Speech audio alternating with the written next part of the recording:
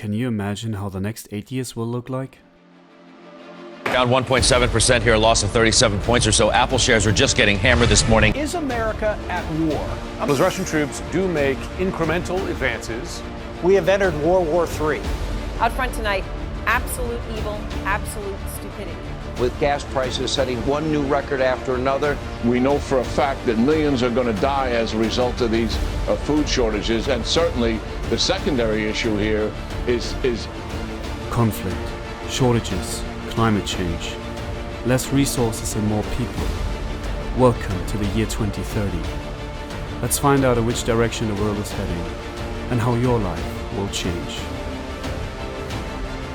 Welcome to Dark New World. We tend to think that the important parts of history are laying in our past, that our world and daily life are the sum of everything we read and hear about, that this world is a constant and not directly impacted by the stories we hear from the news. This was never the case.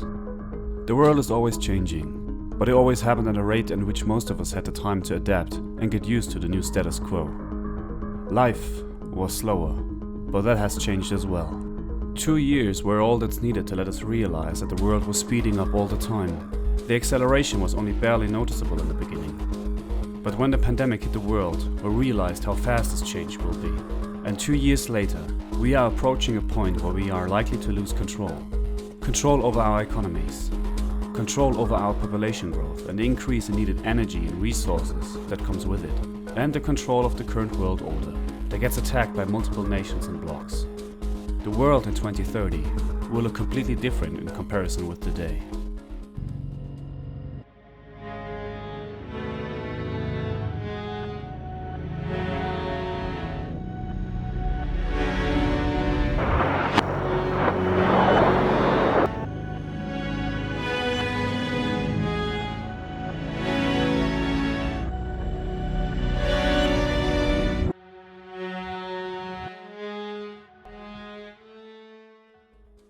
The elephant in the room is the hunger crisis we all face. It's a crisis that won't be new in 2030, but it will shape the politics of states, the living standards for many in the West, and be a question of life and death for people in poorer countries. Our just-in-time delivery system is key to keep humanity fed. Even a small disruption, like we have seen in the 2020 pandemic, could cause shortages and spark chaos in supply chains.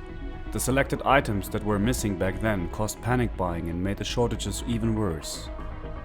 With the war in Ukraine and the sanctions on Russia, many third world countries are facing famine. The wheat exports of both nations are securing the food needs of countries like Lebanon, Egypt and Yemen. The United Nations are ringing the alarm bell. Even in the short term, we can expect a worldwide food crisis with the option of millions of deaths. And this is just 2022 and 2023. In the year 2030, we will see a lot of food protectionism, like the export bans we have right now.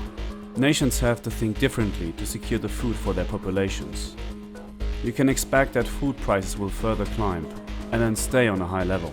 Meat will be a luxury again. In case that wheat is really running out, food producers have to reduce livestock to preserve grains that would have been used to feed animals for meat production. In Western countries, there will be a push to meat alternatives. We are already seeing this happening, but the growing food prices will be the key to making alternatives mainstream. Maybe we will see meat as a status symbol, with richer individuals eating in restaurants serving meat, while the rest has to rely on alternatives. And if there's meat that's affordable, it will be low quality because demand will be high enough for producers to not care anymore. But these are the problems of nations that are still stable. The majority of the world will have it way harder. Food importing countries will be on the losing side. When conflict and climate change further speed up, almost no one will export food products for affordable prices. India recently announced that it will ban wheat exports. Understandable, if you have to secure the needs of more than 1 billion people. Adding to that, climate change is making it more and more difficult to produce food on the levels we need to. Crop outputs are decreasing in many parts of the world due to extreme weather and changes in our climate. And this was just the beginning. You cannot sign a peace treaty and build back up with climate. A lot of our actions are irreversible. We need to find solutions to adapt to the climate and change the way our agriculture works. But in the transitioning time, there simply will be not enough food for everyone. But hunger causes conflict. It often did in the past, and it will be one of the main drivers for the conflicts in the next 10 years. We will see a lot of failed states and decreasing security worldwide. Bigger nations will get caught up in proxy conflicts. Millions will die, and malnutrition will be on the rise again. With the situation getting worse, institutions like the United Nations will not be able to help like they're doing it now. When the situation gets grim for everyone, there will be no UN troops with blue helmets securing failed states and bringing supplies. At some point, the cameras will be simply turned off.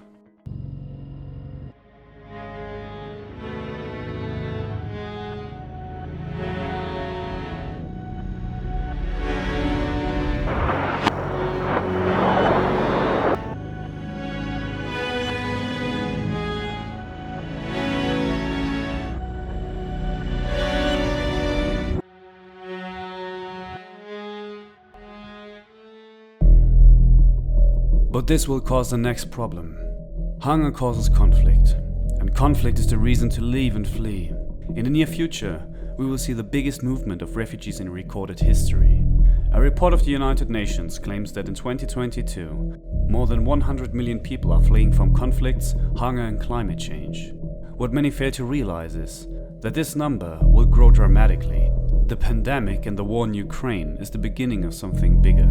And every conflict that would follow in the next years will make the situation escalate faster and faster. In 2030, the numbers of displaced people will be more than double than that. But the question is, where will these people flee to?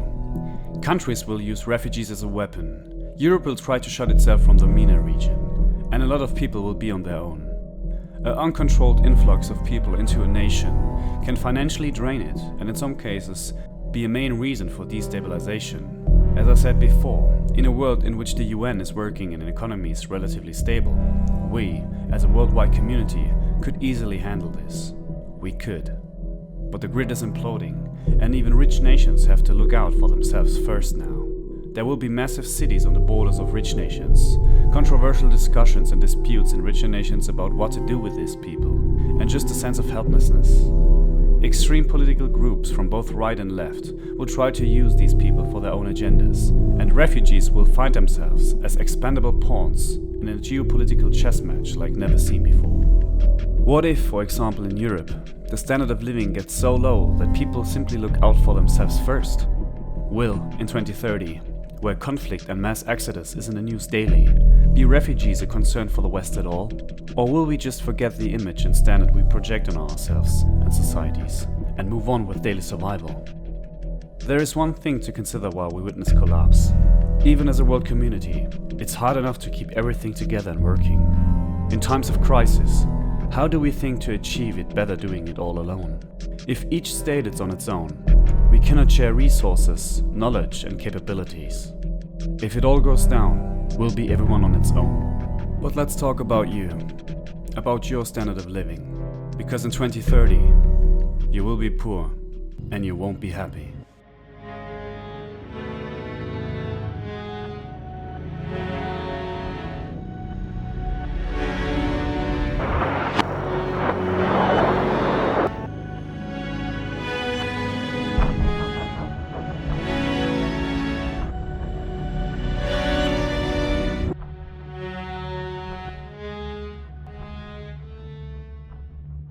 With inflation, we lose money each second.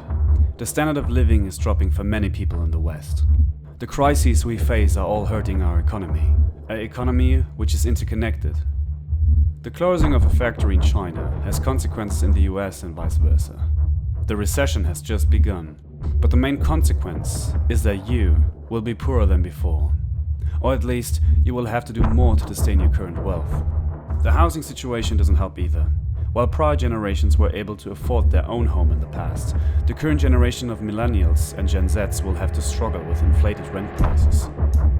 Buying a house will stay a dream for many under 30 today.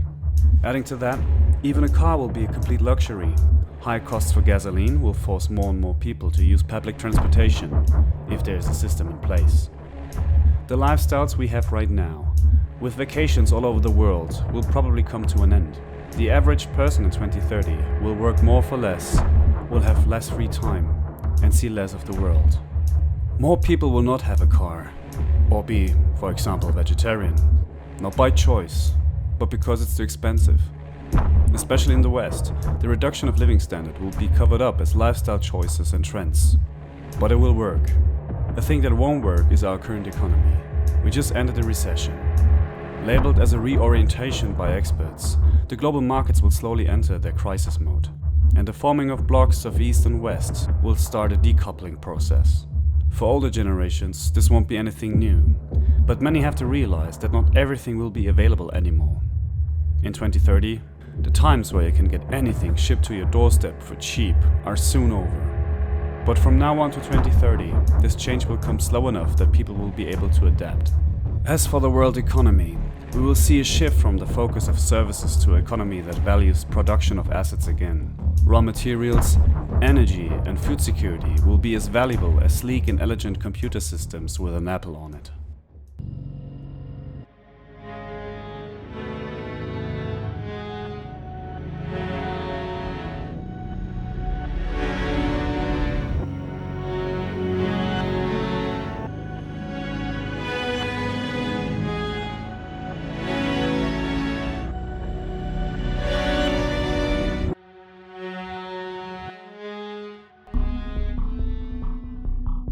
People in the West enjoyed a long period of peace after the Second World War. It was one of the pillars of the economic success of the Western world. But in the past 30 years, the first cracks appeared in Europe, and one of the warning signs is the tone in politics. The rhetoric we witness these days gets sharper and more aggressive by the day. In the past, heated debate, accusations and discussions on the world stage were all present, but not in the intensity we have today. The long-lasting peace in the West made it possible to focus on trade and building networks of partners and allies. This structure was the main pillar for the world economy for the post-World War II world. Economic success was paramount, so the tone in world politics was mostly constructive, polite, and designed to make allies, not enemies. But in the last years, that changed quite dramatically. The tone political and economic leaders use gets sharper, and this is a sign for a tougher competition. This competition is generated by the dwindling resources we share with more and more people. There is also the rising dragon in China, challenging the US as a hegemon in the world. In the next 8 years, we will see the transitioning from a world that works in alliances and partnership to a world where competition, security needs, and power projection are the #1 priority for most states. The rhetoric will only get more aggressive when state leaders formulate their demands clearer. Sugarcoating is a thing of the past. The more conflicts will flare up, the more we will turn to threats as a way to communicate demands. The year 2030 will see a world where conflict will overshadow dialogue and politics. The lack of resources will make international cooperation difficult, if not outright impossible. As Niccolo Machiavelli said, politics have no relation to morals. While each country and bloc tries to maintain an image of their respected morals and values, most of us fail to realize that geopolitics is still a deathmatch. In times of economic prosperity, alliances and trade agreements are the best way to secure their own needs and to facilitate power. It's a nuanced dance, composed of right words, right choices, and a good image to partners, rivals, and the outside world. You can compare the world of international politics to a high society dinner party. People are talking, making deals, and most of all, promoting their image and try to save face when asked about their actions. Because while on stage, everyone is smiling and congratulating each other, the guests on our dinner party are all competitors. Every state has its own goals. Every state wants to secure its own future. And while formal handling is beneficial in times of peace and prosperity, in times of crisis, it's not gonna get you anywhere.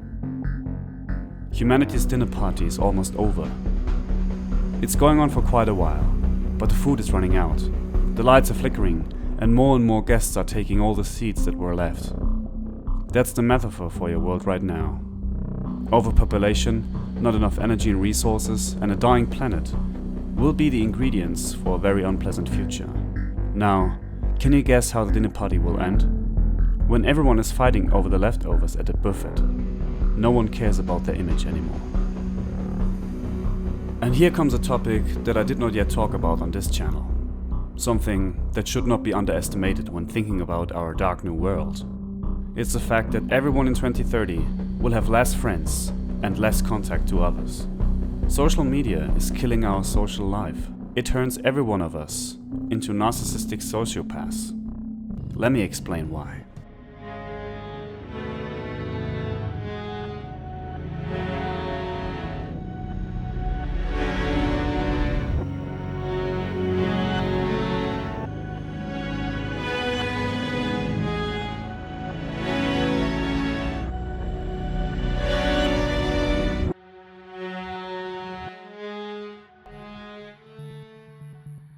Ever since we have the internet, people started to connect globally. Today, it's not unusual to have friends on all continents. It sounds like something very good, which it is, in theory. But we are talking about a new technology that changed our lives so dramatically in such a short period of time that we don't know the side effects. Yet, we have some first clues, and it's alarming. In 2030, the playgrounds will be empty. Young people will meet less and less in physical form and have their eyes glued more and more hours to their displays. Social media and image will be something you cannot escape from. Every aspect of our life will be connected to big tech. It's getting hard to find a partner outside dating apps. It's getting hard to get a job offer without LinkedIn. It's getting hard to organize your finances without online banking. I know, we have that for quite a while now, but it has changed us. There are no more open doors in apartment buildings. The neighbors don't come around and ring the bell randomly in the evening. Our social bubbles get smaller and smaller, while we connect more and more online. In the future, almost every aspect of life will be monetized. Who you are online is who you are in the world. But the reality is that we are lonelier than ever. Because the numbers of friends we have doesn't count, but the intensity and effort we put in such relations. Things we do without expecting something back. Not being the center of the universe. We are losing these traits. And in a world where everyone is a star, nobody gets the fame.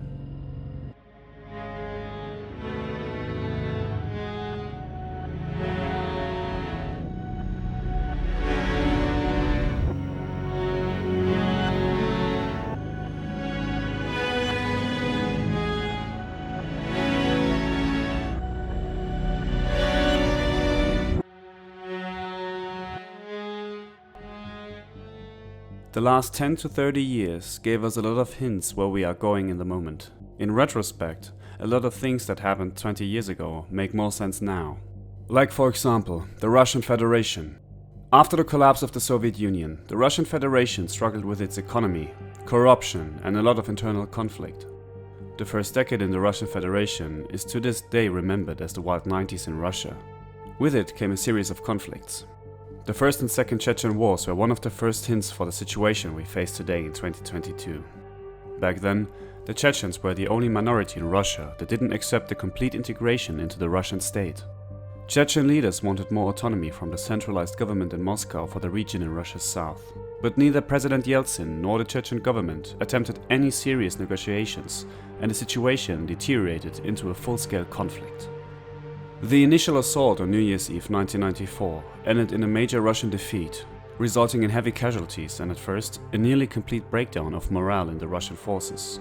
The disaster claimed the lives of an estimated 1,000 to 2,000 Russian soldiers, mostly barely trained and disoriented conscripts. Fighting came back in 1999 and 2000, and after countless battles, lost lives and tragedies, the Chechens have a degree of autonomy, but fight for Moscow today, like in Ukraine. Then in 2008, Georgia happened, and we all know what's happening in Ukraine from 2014 till now. What we saw for the last 30 years is a Russia that tries to stabilize itself, to gain back lost power after the fall of the Soviet Union. All these wars, the forceful occupation of land on its borders, shows what's happening with Russia in the grand scheme of things. Russia is dying as a global superpower, but it's stubborn and fights back. It always did. And it always failed when it comes to its military capabilities. Today, more than 25 years after the First Chechen War, we see the same unorganized military composed out of poorly trained conscripts fighting with old Soviet military equipment against a far weaker enemy and lose. If you have to sum it up, then it's the fight of a dying nation that desperately tries to avoid its inevitable decline. The war in Ukraine just shows that we're now at a point where Moscow's options for restraint are diminished, and it's do or die for Russia. In the year 2030, we will probably come to a conclusion of what will happen to Russia. If it can maintain its borders, or maybe we see something new. But a transition will be bloody and dangerous. If you want to know more about Russia's collapse, then click the info box in the corner. Russia is only one part of finding out how 2030 will look like. The other two are the US and China.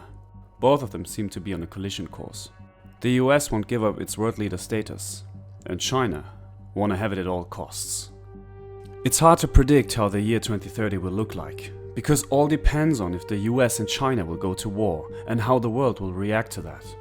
While we can read a lot about Russia from the conflict in Ukraine, Taiwan tells us a lot about Chinese ambitions. If it comes to an invasion of the island nation, the US must intervene. The most microchips in the world are produced in Taiwan. In fact, 80% of them. Imagine how a chip shortage would look like. There is such a big list of conflicts that could flare up in the next 8 years that I could not cover them all in one video. The China-Taiwan conflict is one of the key disputes that could further destabilize the world. Other hotspots of conflict could be the shipping lanes. If the Suez Canal gets blocked because of conflict, Europe would run out of oil. The consequence would be war. There are the water wars coming. A lot of disputes and a lot of catastrophes waiting down the line. It's too much to include it all in one video. But what's important to know is that we have a lot of problems, and each one that pops up is making every other problem worse. We are in a downward spiral of collapse. And collapse is happening gradually, and then drastically. Am I 100% certain that this will be the world in 2030? Of course, no. Nobody can predict it to 100%. Especially who will be the winner and who will be the loser. For the details, we have to live through the next 8 years. What worries me is the fact that a big worldwide conflict could make my predictions look like a best case scenario. If the world goes to war, today and yesterday had indeed been the good old days. In case of a nuclear war, a nuclear winter would be pretty much the end of the line for humanity. If you want to find out what happens when the sun disappears behind ash and clouds, then the video on the left should be your next visit. If you want to know more about the food crisis we face right now, then check out the video on the right. And if you're new, then like and subscribe. My name is Dennis. Thank you for watching and goodbye.